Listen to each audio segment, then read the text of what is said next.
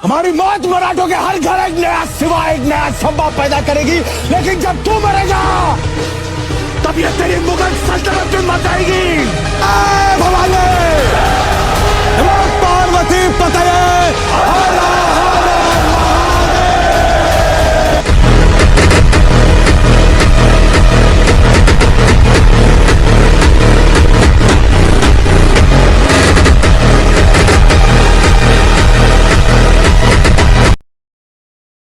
ఛత్రపతి శివాజీ మహారాజ్ ఈ పేరు వింటే భారతీయులకు కొండంత ధైర్యం, భరోసా.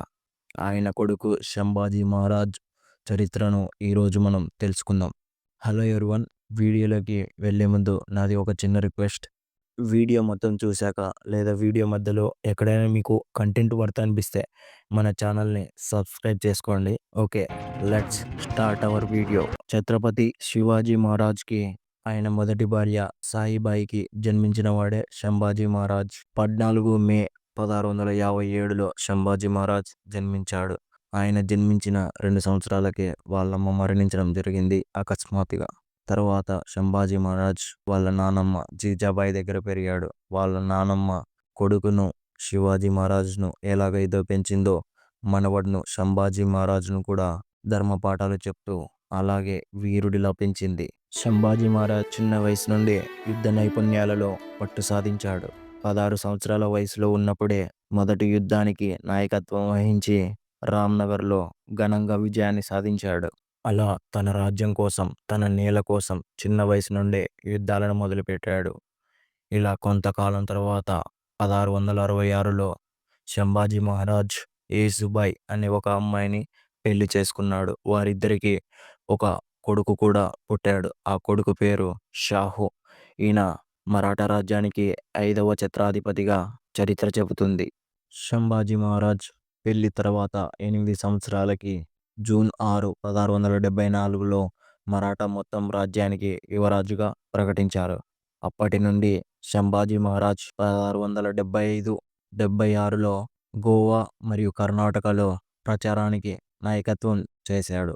అలా కొన్ని సంవత్సరాలు ప్రచారంలోనే ఉన్నాడు సంభాజీ మహారాజ్. సడన్గా ఒకరోజు ఏప్రిల్ 3, 1680న శివాజీ మహారాజ్ మరణించినట్లు తెలిసింది.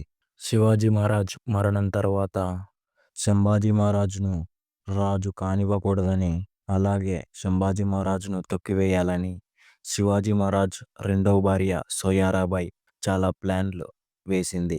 కానీ అవేవి వర్కౌట్ కాలేదు.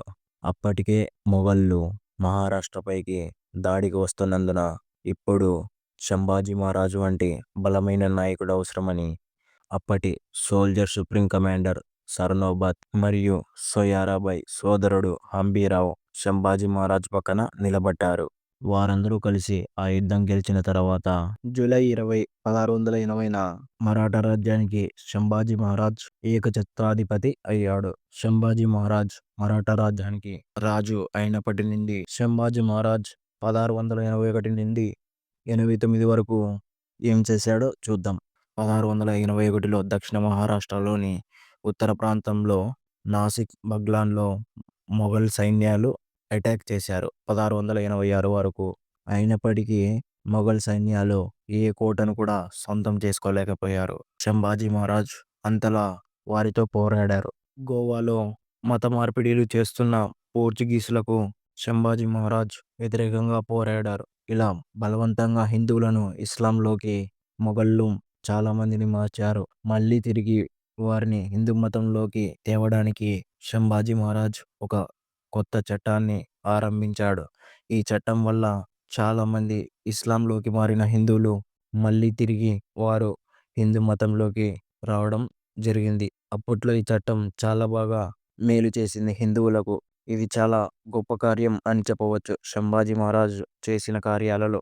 1689 ప్రారంభంలో కుంకన్లోని సంగమేశ్వరంలో సంభాజీ మహారాజ్ తన కమాండర్స్ని పిలిచి ఒక స్ట్రాటజిక్ ప్లాన్ వేశాడు. ఆ ప్లాన్ ప్రకారం సంభాజీ మహారాజ్ పట్టణం విడిచిపెట్టి వెళ్ళినప్పుడు గనోజీ షిర్కే, ఔరంగజేబ్ కమాండర్ ముబార్ఖాన్ సంగమేశ్వరంపై దాడి చేశారు.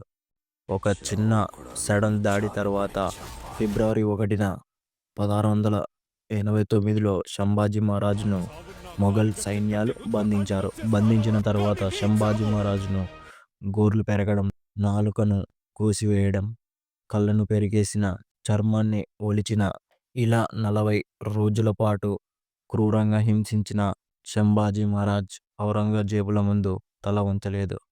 అది సంభాజీ మహారాజ్ అంటే.